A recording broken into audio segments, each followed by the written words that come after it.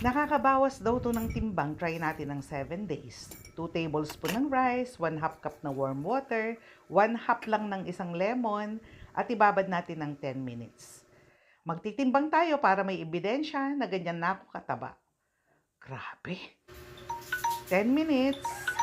Okay na yan. Haluin. Salain natin para hindi natin mainom yung bigas, ano. Saka, lagyan natin ng lemon. Ayan. Nakakalungkot. Ang bigat ko na pala. Ayoko na kasing magtimbang. Ayoko na talaga magtimbang. So, ayan. Haluin na.